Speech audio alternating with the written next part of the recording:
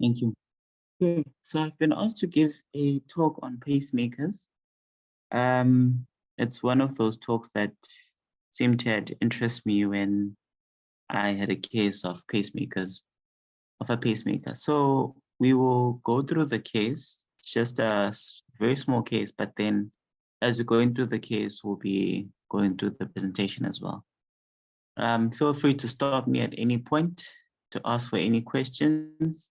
I am not a master of pacemakers, but I just have interest in actually using them.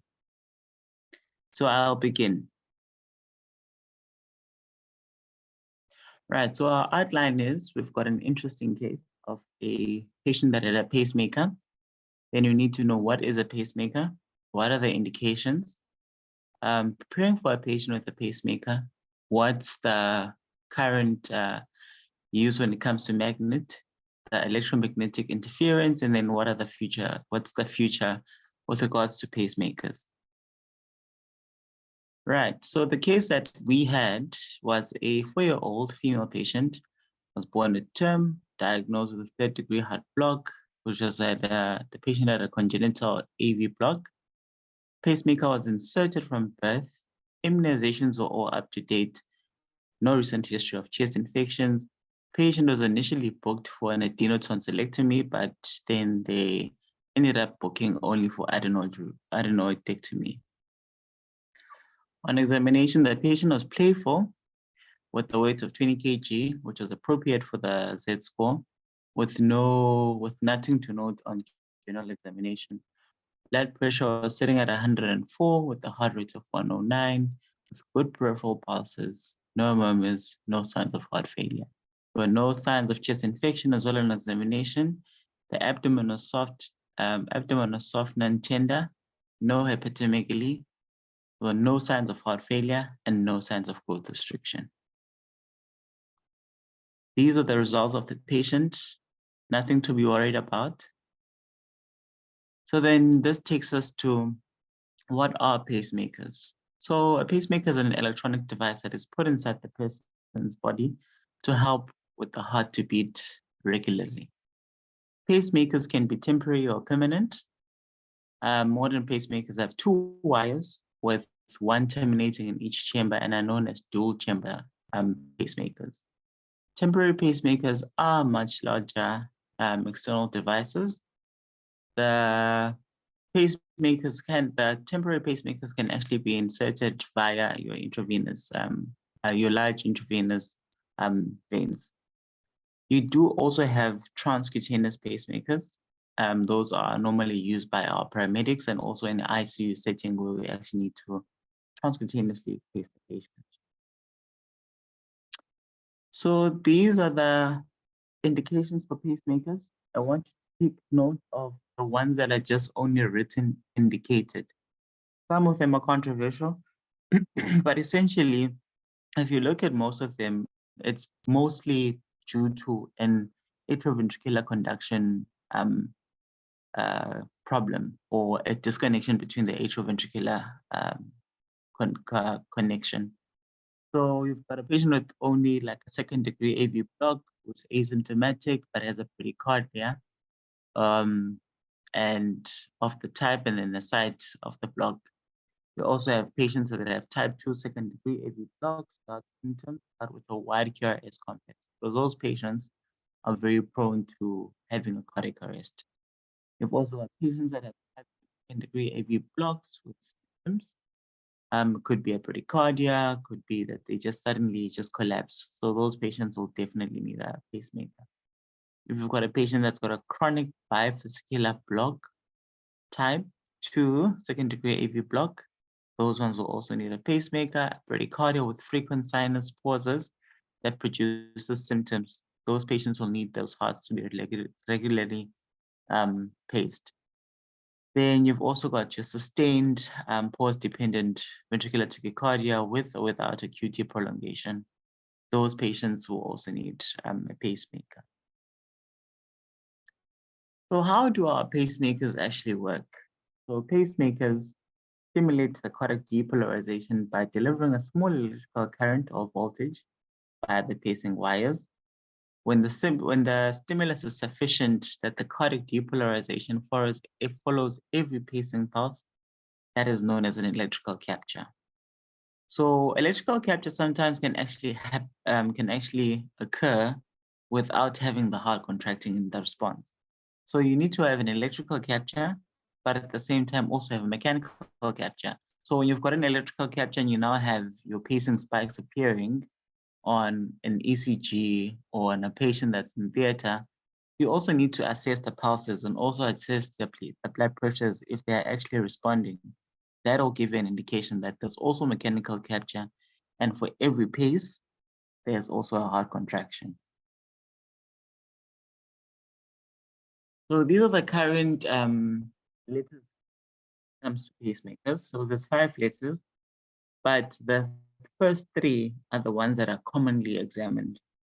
So if you look at the coding for the pacemakers, your first letter normally is associated with a chamber being paced. So it can either be a ventricle or a dual chamber, or then your second letter is a chamber that's being sensed. It can either be a ventricle, an atrium, or you can be sensing both chambers. The third letter is what action should be taken with the electrical activity. Bear this in mind, that remember, this is a pacemaker. A pacemaker is supposed to trigger the heart most of the time. So when they say inhibit, it means the pacemaker is not going to do anything. But if it's a T, it means it's going to pace. So you're not going to say, no, the pacemaker is going to inhibit the heart. The pacemaker inhibits itself from pacing the patient. So then we've got also the fourth letter, which is a programmable one. And then you've also, those ones are not commonly asked. So the common modes that we normally have are your VOO, which is also known as asynchronous mode, which basically means that the pacemaker continuously discharges regardless of the patient's intrinsic rhythm. Almost all pacemakers will revert to asynchronous mode if you put up a magnet on them. But it's always important to actually consult the manufacturer and find out what's their asynchronous mode, because different pacemakers have different asynchronous modes. Then you've got your VVI, which basically paces when it senses the R wave, and then it paces according to the ventricular electrode. And then commonly now, the pacemakers are currently being set at DDD mode, which basically uses both the atrium and the ventricle to actually pace and sense. So it basically works that way when it comes to the programming of the pacemaker. Then now we've also got what we call implantable cardiac devices, which is something that could be potentially has a potential of being asked. So what are implantable cardiac devices? They basically are like the same as a pacemaker, but the addition to that is that they can deliver an internal electrical shock in response to a dysrhythmia. So the ICDs basically consist of a pulse generator, leads for dysrhythmia detection, and current to actually deliver a shock whenever the shock is needed. Implantable cardiac devices can produce an anti-tachycardia and an anti-bradycardia pacing, and can also have synchronized cardioversion. So essentially, they measure between the R and R interval, and then they decide if the R and R interval are actually too fast, then they can either try and pace that heart or deliver a shock to make sure that it actually comes down. Or if the R and R interval is too prolonged, then they'll start pacing the heart. So they also have their own letters. I'll not dwell much into them, but you can actually see them on the presentation. I'll share the slides. And then their indications, you've got patients that have cardiac arrest resulting from a ventricular tachycardia, or ventricular fibrillation not resulting from a transient or reversible cause. Patients that have spontaneous sustained ventricular tachycardia with structural heart disease, syncope of undetermined origin, with clinically relevant hemodynamically unstable or sustained ventricular tachycardia or ventricular fibrillation, Brugada syndrome, and patients that have hypertrophic obstructive cardiomyopathy. So this is how an implantable cardiac device actually looks. It looks the same as a pacemaker, but when you look at the wires, they have what they call coils. So those coils are the ones that actually help with delivering the electrical shock to the patient whenever you need an electrical shock. So then this takes us to, how do you actually prepare for a patient with a pacemaker that is now coming to theater and they need to get an operation? Think of the case that we actually had, 4-year-old. I will just tell you guys how we actually prepared for that case. So what's important is you need to elicit the history and examination of this patient. You need to find out the indication for this pacemaker. What type of surgery is this patient coming in? Is it an elective surgery, an emergency surgery? The patients normally carry a pacemaker card. They always have a pacemaker card, but sometimes they don't carry it around and they've left it behind. So it's important to actually know the device manufacturer, serial number, the date of insertion, indication for the permanent pacemaker, pacing code, especially on the anti-tachycardia shocking. Some of the investigations you need to do: chest X-ray, you need to see the position of the pacemaker. Are there any signs of chest infections? Are there any signs of the wires actually being disconnected from the pacemaker? You need to do your bloods, investigations. Part of your investigations, you need to do your bloods. Look at your potassium, your calcium, and your magnesium. As well, you need to do your ECG to assess how actually the pacemaker is working, and is it pacing for, is there a pacing spike for every lead, for every area of the heart that's being paced, either it being the atrium or the ventricle. And then you can do what they call an interrogation for the pacemaker, of which we'll go what interrogation actually entails. Then have a discussion with the surgeon about the use of diathermy, and also think about electromagnetic interference within the theater. Okay, so part of the operating theater requirements that are needed when you're taking a patient to theater is that you need to have ECG with filters on the pacemaker detection. So you can actually set that on the machine so that you can remove the filter for the pacemaker. You need to have a pulse tracer, an arterial line trace, capnography. You need to monitor your acid-base status and electrolytes. You can have your central venous guide wire insertion, especially if you're going to be doing coronary resynchronization therapy pacemaker.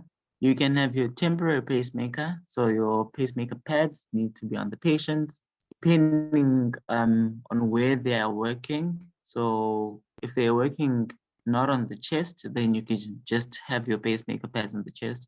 But if they are doing an open heart surgery, so they're normally side by side.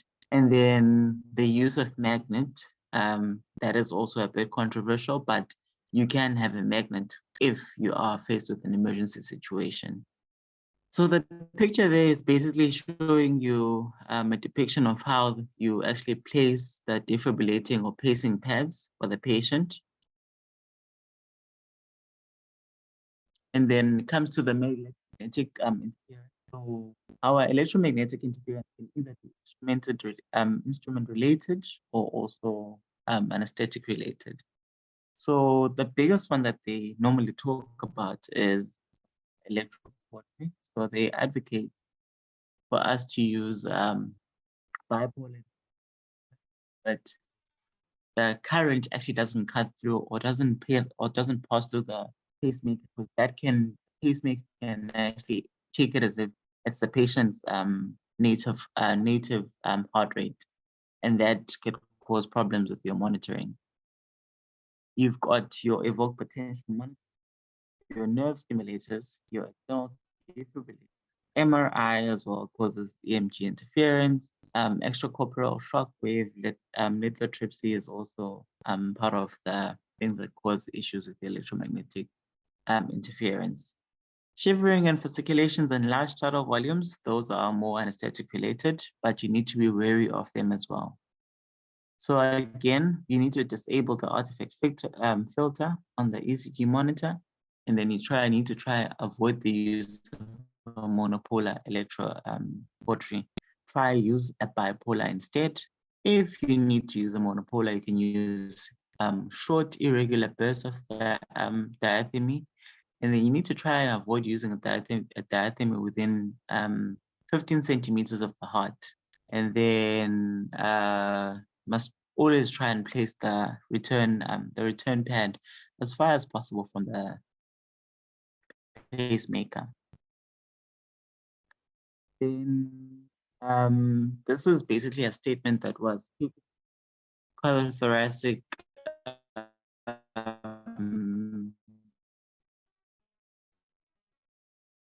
society, cardiothoracic society, that when you need to within a year, if they haven't been checked within a year. If a patient has an implantable cardiac device, it needs to be interrogated within 6 months. If a patient has a cardiac resynchronization therapy, it needs to be interrogated. Then they always say that if device settings are be changed periodically, ideally should be done on the morning of the surgery and reversed as soon as possible after the surgery. Then the patient should be monitored in a high unit if device settings are to be changed periodically. So that's a statement that was released from our Cardiothoracic Anesthetist Society of South Africa. So then how do you actually approach a patient that is now coming in with a pacemaker preoperatively? So it depends if it's an emergency or it's an elective surgery, and if you've got a tech, a cardiac technician available or not, or no cardiac technician available. So if you do have a cardiac technician available, you firstly need to know the type of pacemaker or the type of implantable cardiac device. You need to know the manufacturer and the model. You need to know the indication and the date of insertion, pacemaker dependency, battery life of the patient, battery life of the pacemaker, pacemaker settings and threshold that are checked in the new leads. You need to check the effects of the magnet application and also removal. You need to check the device itself and check any lead alert. If the tech is then not available, what you can do, you can get a chest x-ray, see where actually the pacemaker is so that it makes it easy for you whenever maybe you need to use the magnet. You need to check the ECG dependency. So you need to do an ECG, check why is this patient, how is this patient being paced and why is this patient being paced. You need to check the patient card, phone the cardiologist. You can actually phone the manufacturer as well. They've got a 24-hour helpline. Normally, I think in South Africa, we use Medtronic. So those cards normally have their number that you can actually call. And then you need to actually find out from them what happens to the pacemaker whenever you place a magnet on the pacemaker itself.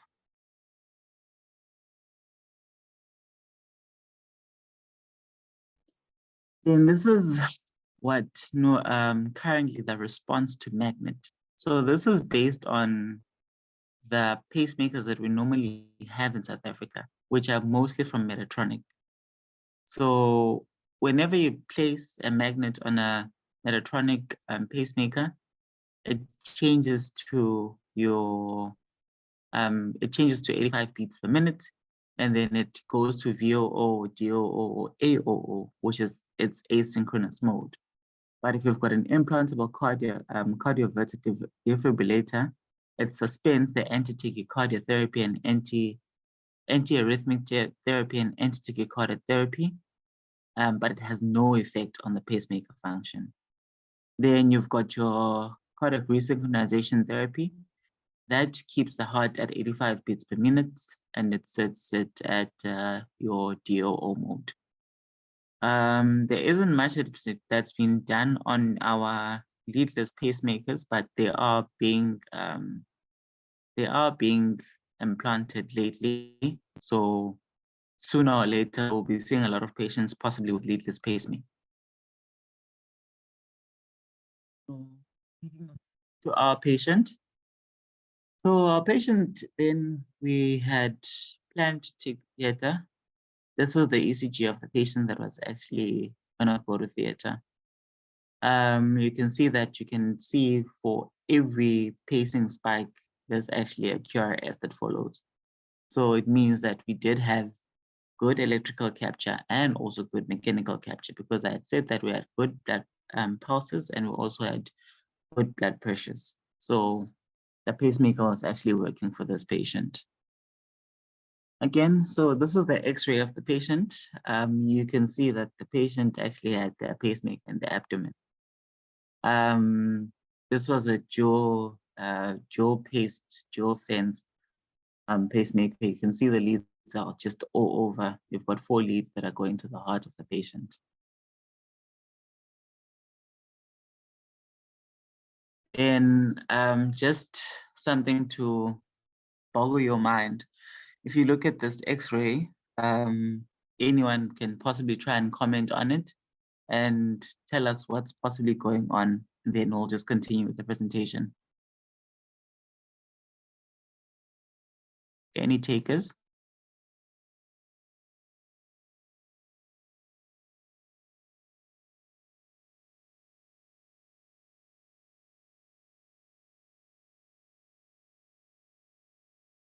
Any takers on the floor?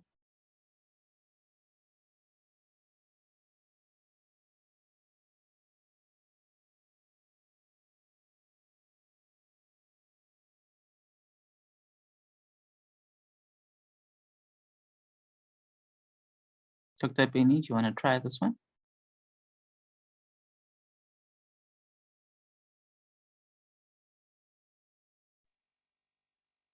Hi, Doc. There's a square on top of the X-ray now, so I don't know if it's just me, but there's a... Sorry.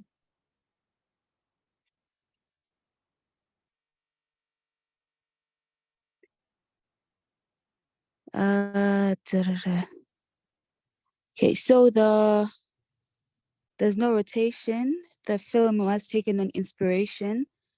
It looks like a posterior anterior, and there's, I think, adequate exposure. There's no deviation. There's no tracheal deviation. The lungs, they look okay. There might be, I think, perihilar infiltrations. I'm not entirely.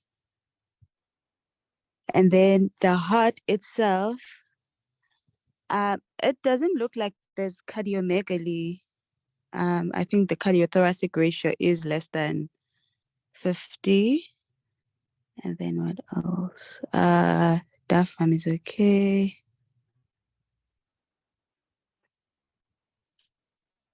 And then everything else. Okay, I will interrupt you, Dr. Payne. So if you look at this is one of the X-rays that the radiologists were actually shocked when they initially saw this. So it looks as if the heart actually has a bullet inside. And if you look at the patient that actually was previously operated, it's got those sternotomy wires. But Okay. what you're actually looking at is what they now call a leadless pacemaker. So there's no leads, they just place. I'll show you at the end. There's a nice picture of how they actually place it. It's a device that's just placed inside the heart. It looks like a bullet, and you'd actually interpret it and think it's a bullet, but it's actually a pacemaker. Right. So our patient that we then took to theater actually had the pacemaker interrogated. The mode that the patient was on was DDD-R. and it was switching between DDDR and AAAR. Any takers on what DDDR and AAAR means? Looking at the letters that we actually did initially.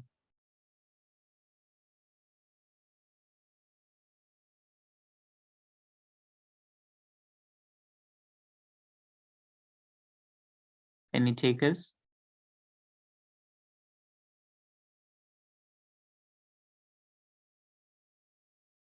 Okay, there's no takers, we'll move on, no problem.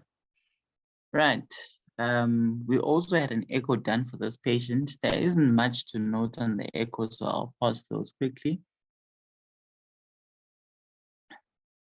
And then when it comes to your anesthetic concerns, for these that are coming for surgery at the for pacemakers in emergency and elective surgery, how far is the surgery that's being done from the patient? The history and the indication of pacemaker card, your device manufacturer, you need to know what's going on. The symptoms of pacemaker malfunction, you need to have a chest X-ray, ECG, FBC, UNE with a big emphasis on your electrolytes, especially your calcium, magnesium, and your phosphate, and then well. Then we need to know that if they're now operating on the patient and they can't stay too far from the pacemaker, what do we do with any? So if the operation is more than 15 centimeters away from the pacemaker, kudos, we can continue, no problem, no issues. But then now if it's an emergency, and they need to operate on this patient, and it's less than 15 centimeters away, especially if they're going to be using the diathermy, you then have to actually program this pacemaker into the asynchronous mode. Depending on the pacemaker, can go into VOO, VOO, or AOO. You reprogram it so that it just stays at a constant heart rate that you desire in theater. You need to make sure that that is done in the reception area, in theater, and then when you're about to finish your case, you actually alert the cardiac tech so that they come back and they set it back to its initial mode. Bear in mind that you need to actually check the electrolytes, check the amount of bleeding, so that all those things when the patient is being switched back on into their normal mode, everything is fine, and that pacemaker does not have to compensate for those. So the magic number here is 15 centimeters. Depending on where you're working, if it's more than 15 centimeters, then proceed. Less than 15 centimeters from the pacemaker, you have to get it reprogrammed. If then the tech is not available, then the magnet now comes into place. I need to place a magnet so that it switches to the asynchronous mode. Again, your impact and your cardiac resynchronization therapy devices, they also work the same way. It's about the distance. So if it's more than 15 centimeters from the operating site, then you can proceed. But if it's less than 15 centimeters and they want to use an harmonic knife or bipolar diathermy, so then you need to have the ability to secure a magnet if necessary, then that switches it to your asynchronous mode. But if it's less than 15 centimeters and they want to, and they're sure that they're going to use a diathermy, get it programmed so that it does not have your anti-tachycardia and your anti-arrhythmia therapy. Because once you use a diathermy and it picks up that this is possibly a VTech, it's going to shock the patient and it's going to shock everyone around at that time. So then with the patient that we had, I divided everything for this patient. Patient factors, anesthetic, surgical factors. So your patient factors were basically it's a pediatric patient who's currently on a patient and is actually getting a tonsillectomy, which at the end, because when they actually discovered that they also need to remove the tonsils. With the anesthetic factors, Preoperatively, you need to blood results. You look at your calcium, magnesium, and phosphate. You need to have your interrogation of the pacemaker, especially if it's an elective surgery, as this case. You need to have a discussion about the surgeon with the use of the diathermy. You need to have pacing pads, the use of magnets, and then intraoperatively, you've got your P's and aesthetic considerations. Patients need to be warm. You need to the difficulty with the airway. You need to make sure that they have adequate analgesia. And then with the induction, do you want to use dexamethasone or not? But bear in mind that it's going to cause fasciculations. You need to have adequate analgesia so that the patients actually don't shiver and they don't experience pain, which can actually cause a tachycardia. Pondri prophylaxis. This is it's a pediatric patient that's getting a operation that is actually has a high risk when it comes to postoperative nausea and vomiting, which can actually affect our electrolytes as well. You need to monitor electrolytes intraoperatively. You need to monitor for blood loss. And then in the postoperative period, they can also get a laryngospasm. And then you need to switch them back to their normal mode when it comes to the pacemaker. You need to ensure that there's no shivering, adequate analgesia, and then they need to have a high care admission for monitoring. With the surgical factors, we were doing a bleeding operation. So blood loss and monitoring was very important.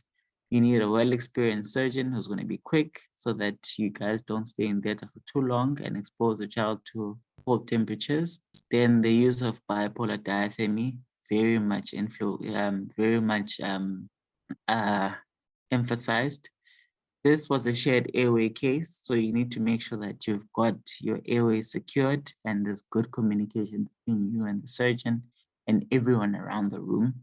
Throat pack insertion, make a note that you are actually inserting a throat pack and removing a throat pack because you can actually forget the throat pack that patient. And it's very important to actually have good communication between you, the surgeon, and everyone who's in the room. So then to what I was talking about, this is where the future is actually going with regards to pacemakers, the leadless pacemakers. So it's basically one pacemaker that's got the cathode and the anode inside one capsule, what looks like a capsule that is now being implanted into the heart.